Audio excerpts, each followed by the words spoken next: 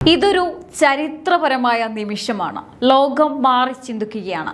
ഒരു രാജ്യം മറ്റൊരു രാജ്യത്തിന്റെ ഭരണരീതിയെ, വികസന മാതൃകയെ അപ്പാടെ കോപ്പിയടിക്കുന്നു എന്ന് കേട്ടാൽ നിങ്ങൾ വിശ്വസിക്കുമോ? അത്ഭുതപ്പെടേണ്ട, ഇത് വെറും വാക്കല്ല. ലോകത്തിന്റെ വലിയ ശക്തികളിലൊന്നായ ഇന്തോനേഷ്യയുടെ പ്രസിഡന്റ് നേരിട്ട് വിളിച്ചു പറഞ്ഞ സത്യമാണ്. ഇന്ത്യയുടെ പ്രധാനമന്ത്രി നരേന്ദ്രമോദിയുടെ മുന്നിൽ വെച്ച ആ വേദിയിൽ വെച്ച് അദ്ദേഹം തുറന്നു സമ്മതിച്ചു, ഞാൻ മോദിയെ കോപ്പിയടിക്കുകയാണ്. എന്താണ് ഈ മോദി മാജിക്? എന്തുകൊണ്ട് ലോകം ഇന്ന് ഇന്ത്യയെ നോക്കി അത്ഭുതത്തോടെ കൈകൂപ്പുന്നു? എന്തുകൊണ്ട് മറ്റു നേതാക്കൾക്ക് ലഭിക്കാത്ത ഒരു പ്രത്യേകത മോദിക്ക് മാത്രം ലഭിക്കുന്നു? ഇതൊരു സാധാരണ വാർത്തയല്ല. ഒരു രാജ്യത്തിന്റെ പ്രധാനമന്ത്രിയുടെ പവർ എന്താണെന്നും ഇന്ത്യയുടെ വളർച്ച ലോകം എങ്ങനെ ഉറ്റുനോക്കുന്നു എന്നതിൻ്റെയും ഏറ്റവും വലിയ തെളിവാണ്. അതെ, ഇന്തോനേഷ്യൻ പ്രസിഡന്റ് പങ്കുവച്ച ആ രഹസ്യം, ആ വലിയ സത്യം എന്താണെന്ന് നമുക്കിന്ന് വിശദമായി തന്നെ പരിശോധിക്കാം. വെറും വാക്കുകളല്ല, തെളിവുകളോടെ, കണക്കുകളോടെ ഈ വീഡിയോ അവസാനിക്കുമ്പോൾ മോദി എന്ന നേതാവിനെ കുറിച്ച് നിങ്ങൾക്ക് കൂടുതൽ അഭിമാനം തോന്നും. നമുക്ക് വിഷയത്തിലേക്ക് കടക്കാം. എന്താണ് യഥാർത്ഥത്തിൽ സംഭവിച്ചത്? അടുത്തിടെ നടന്ന മോദിയുടെ ഇന്തോനേഷ്യൻ സന്ദർശനത്തിനിടെയാണ് ഈ ചരിത്ര നിമിഷമുണ്ടായത്. വലിയൊരു വേദിയിൽ ലോകത്തിന് മുന്നിൽ വെച്ച ഇന്തോനേഷ്യൻ പ്രസിഡന്റ് ഒരു കാര്യം തുറന്നു സമ്മതിച്ചോ? പ്രസിഡന്റ് ആകുന്നതിന് മുൻപ് തന്നെ അദ്ദേഹം മോദിയുടെ നയങ്ങൾ പഠിക്കാൻ തുടങ്ങിയിരുന്നു. അദ്ദേഹത്തിന്റെ വാക്കുകൾ ഇങ്ങനെയായിരുന്നു: മോദിയുടെ പദ്ധതികൾക്ക് കോപ്പിറൈറ്റ് ഇല്ലല്ലോ, അതുകൊണ്ട് ഞാനത് അതേപോലെ ഇന്തോനേഷ്യയിൽ നടപ്പിലാക്കുന്നു. ഇതൊരു ചെറിയ കാര്യമാണോ? ഒരു വൻശക്തിയായ ഇന്തോനേഷ്യ ഇന്ത്യയുടെ ഭരണത്തെ മാതൃകയാക്കുന്നു എന്നത് ഇന്ത്യയുടെ മോഡൽ ലോകോത്തരമാണെന്ന് തെളിയിക്കുകയല്ലേ? ഇന്തോനേഷ്യൻ പ്രസിഡന്റിന്റെ ഇന്ത്യയോടുള്ള സ്നേഹവും ബഹുമാനവും വെറും വാക്കുകളല്ല. അദ്ദേഹം പരസ്യമായി തന്നെ സമ്മതിച്ചു, ഞാൻ മോദിയുടെ നയങ്ങൾ പഠിക്കുകയാണ്, അവ കോപ്പിയടിക്കുകയാണ്. ജനസംഖ്യയിൽ വലിയ സാമ്യമുള്ള, കാർഷിക പശ്ചാത്തലമുള്ള, പ്രകൃതി ദുരന്തങ്ങളെ സ്ഥിരമായി നേരിടുന്ന ഇന്ത്യ എങ്ങനെ ഇത്ര വേഗത്തിൽ പുരോഗതി പ്രാപിക്കുന്നു എന്നത് ഇന്തോനേഷ്യയെ സംബന്ധിച്ചിടത്തോളം വലിയൊരു പഠന വിഷയം തന്നെയാണ്. ഇനി അദ്ദേഹം പറഞ്ഞത്, നിങ്ങളുടെ പദ്ധതികൾക്ക് കോപ്പിറൈറ്റ് ഇല്ലല്ലോ, അതുകൊണ്ടാണ് ഞാനത് ഇന്തോനേഷ്യയിൽ നടപ്പിലാക്കാൻ പോകുന്നത് എന്നാണ്. ഇത് പറഞ്ഞപ്പോൾ സദസ്സ് കയ്യടികളോടെയാണ് അത് സ്വീകരിച്ചത്. ഇന്തോനേഷ്യ എന്തുകൊണ്ട് മോദിയെ കോപ്പിയടിക്കുന്നു? ഇന്ത്യക്കും ഇന്തോനേഷ്യയ്ക്കും ഒരേ പശ്ചാത്തലമാണുള്ളത്. ഭീമമായ ജനസംഖ്യ, കാർഷിക മേഖലയിലെ വെല്ലുവിളികൾ, പ്രകൃതി ദുരന്തങ്ങൾ. എന്നിട്ടും ഇന്ത്യ എങ്ങനെ ഇത്ര വേഗത്തിൽ മുന്നേറുന്നു? ഇതാണ് മോദിയുടെ മാജിക്. പാവപ്പെട്ടവന്റെ വീട്ടിലേക്ക് നേരിട്ട് സഹായം എത്തിക്കുന്ന DBT, ഡിജിറ്റൽ ഇന്ത്യ, അടിസ്ഥാന സൗകര്യ വികസനം എന്നിവ ഇന്ത്യയിൽ വിജയകരമാണ്. ഈ വിജയം കണ്ടാണ് ഇന്തോനേഷ്യ അത് തങ്ങളുടെ മണ്ണിലും പരീക്ഷിക്കുന്നത്. അവിടെയും അത് വൻ വിജയമാണെന്ന് പ്രസിഡന്റ് തന്നെ സാക്ഷ്യപ്പെടുത്തി. ഇനി ഇന്ത്യയിൽ വിജയിക്കുന്ന പദ്ധതികൾ തങ്ങൾക്കും ചേരുമെന്ന് അവർക്ക് ഉറപ്പുണ്ടായിരുന്നു. ഇന്തോനേഷ്യൻ പ്രസിഡന്റിന്റെ വെളിപ്പെടുത്തൽ അവിടെയും അവസാനിക്കുന്നില്ല. അദ്ദേഹം തന്നെ DNA പരിശോധിച്ചപ്പോൾ അതിൽ ഇന്ത്യൻ അംശങ്ങൾ കണ്ടെത്തിയെന്ന് പറഞ്ഞത് എല്ലാവരെയും അത്ഭുതപ്പെടുത്തി. സംഗീതം കേൾക്കുമ്പോൾ, പ്രത്യേകിച്ച് ഇന്ത്യൻ സംഗീതം കേൾക്കുമ്പോൾ തൻ്റെ ശരീരം അറിയാതെ ചലിക്കുന്നുവെന്ന് അദ്ദേഹം പറഞ്ഞത് കേവലം നയതന്ത്ര മര്യാദയല്ല, മറിച്ച് ഇന്ത്യയും ഇന്തോനേഷ്യയും തമ്മിലുള്ള ആയിരക്കണക്കിന് വർഷത്തെ ആത്മബന്ധം തന്നെയാണ്. ഇന്തോനേഷ്യൻ ഭാഷയിൽ 50% സംസ്കൃത സ്വാധീനമുണ്ട്. ഇന്ത്യയുടെ മണ്ണിൽ നിന്ന് പോയ സാംസ്കാരിക കൈമാറ്റം ഇന്നും അവിടെ നിലനിൽക്കുന്നു എന്നതിൻ്റെ തെളിവാണിത്. ഇനി മറ്റൊരു പ്രധാന കാര്യം കൂടി, ഇത് വെറും സ്നേഹപ്രകടനമല്ല, വരും കാലത്തെ ലോകശക്തിയാകാനുള്ള നീക്കമാണ്. ആൻഡമാൻ നിക്കോബാർ തുറമുഖ വികസനവും ഇന്തോനേഷ്യയിലെ സംഭാം തുറമുഖ വികസനവും ഇന്ത്യയിലെ ഇന്തോനേഷ്യയും തമ്മിലുള്ള തന്ത്രപരമായ ബന്ധത്തിന്റെ ഉദാഹരണമാണ്. ഇന്ത്യയുടെ ബ്രഹ്മോസ് അസ്ത്ര മിസൈലുകൾ, ഇലക്ട്രോണിക് വോട്ടിംഗ് മെഷീൻ എന്നിവ അവർ സ്വീകരിക്കുന്നത് ഇന്ത്യയുടെ സാങ്കേതിക വിദ്യയിലും സുരക്ഷയിലും അവർ അർപ്പിക്കുന്ന വിശ്വാസം കൊണ്ടാണ്. ലോകരാജ്യങ്ങൾ ഇന്ത്യയുടെ സാങ്കേതിക വിദ്യയെ വിശ്വസിക്കുകയാണ്. സുഹൃത്തുക്കളെ, ഇതാണ് മോദി പവർ. മറ്റു പല ലോക നേതാക്കൾക്കും ലഭിക്കാത്ത ഒരു പ്രത്യേകത മോദിക്കുണ്ട്.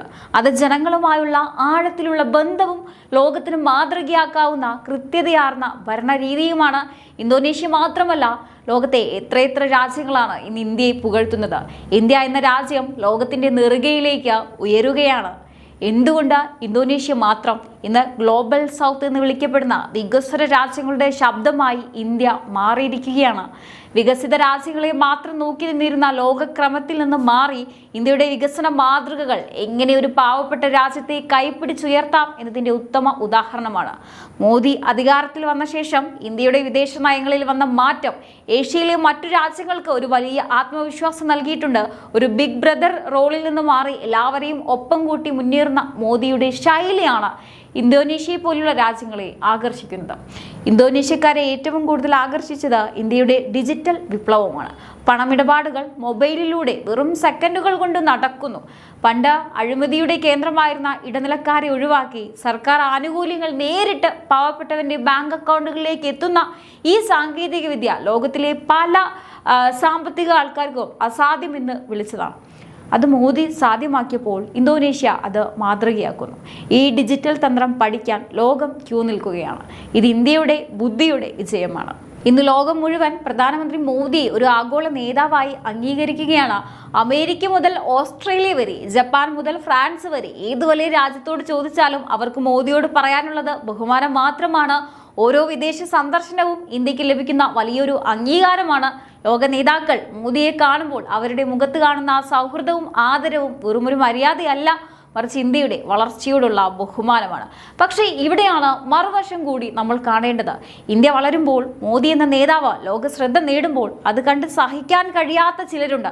നമ്മുടെ രാജ്യത്തിന്റെ നേട്ടങ്ങളെ എപ്പോഴും ചെറിയതാക്കി കാണാൻ ശ്രമിക്കുന്നവർ, നമ്മുടെ വികസനങ്ങളെ പുകഴ്ത്താൻ ഒട്ടും മനസ്സിലാത്തവർ, ശത്രുരാജ്യങ്ങളും ചില സ്ഥാപിത താല്പര്യക്കാരും പതിവ് പോലെ അസൂയ മൂത്തിയിരിക്കുകയാണ്. ഇന്ത്യയെ തകർക്കാൻ ശ്രമിക്കുന്നവർക്ക് മുന്നിൽ മോദി കാണിക്കുന്ന ഈ വിജയം ഒരു വലിയ തിരിച്ചടിയാണ്.